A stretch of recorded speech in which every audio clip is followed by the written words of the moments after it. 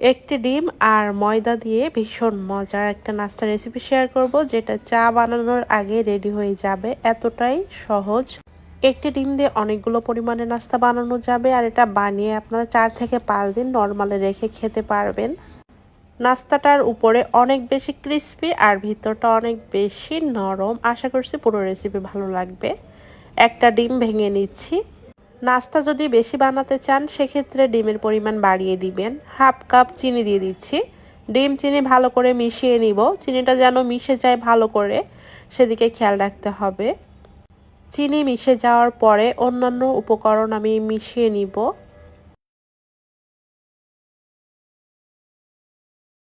ফ্লেভারের জন্য orange essence দিয়ে দিচ্ছি 1/2 চা চামচ পরিমাণে। তেল দিয়ে দিচ্ছি 1 টেবিল চামচ পরিমাণে। এগুলো ভালো করে মিশিয়ে নিচ্ছি। একটা ডিমের জন্য এখানে আমি 1/2 কাপ পরিমাণ ময়দা ব্যবহার করেছি। এই নাস্তাটা আটা, ময়দা, চালের গুঁড়ো যেটা থাকবে হাতের নাগালে সেটা দিয়েই বানিয়ে নিতে পারবেন।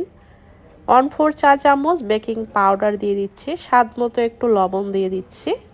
এই ব্যাটারটা ভালো করে মিশিয়ে নিচ্ছি। আর মেশানোর সময় দুধ বা পানি কোনো কিছু ব্যবহার করবেন না।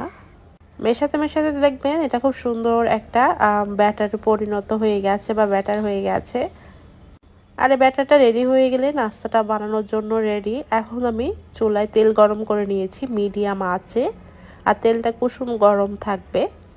হাতে একটু তেল লাগিয়ে নিয়েছি। এরপরে এই যে ছোট ছোট করে বল বল বানিয়ে আমি তেলের উপরে ছেড়ে দিচ্ছি। এটাকে আপনারা তেলে ভাজা কেক বা তেলের পিঠাও বলতে পারবেন। খুবই সহজ একটা রেসিপি। হুটহাট বাসায় মেহমান আসলেও বানিয়ে দিতে পারবেন, কিংবা বিকালের চায়ের সাথে ওই নাস্তাটা নিজেরা খেতে পারবেন, বাচ্চাদের টিফিনে দিতে পারবেন।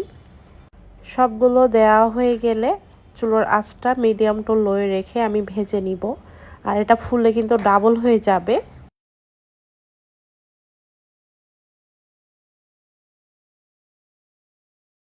উল্টে পাল্টে এখন আমি ভেজে নিব। আর সময় নিয়ে ভাজার কারণে এটা খেতে ভীষণ মজার হবে, আর ভিতরটাও সিদ্ধ হবে।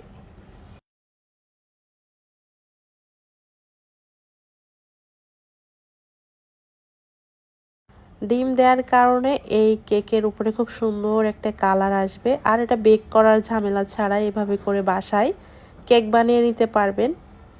ভাজা হয়ে গেছে, কালারটা দেখে বুঝতে পারছেন। এখন আমি নামিয়ে নিব।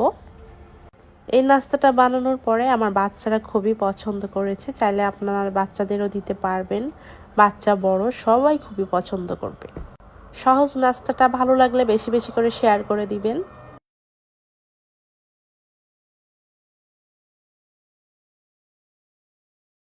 এই নাস্তাটা যত ঠান্ডা হবে তত বেশি ক্রিস্পি হবে, আর ভিতরটা হবে নরম। আমি একটু ভেঙে দেখাচ্ছি। আশা করছি রেসিপি ভালো লেগেছে।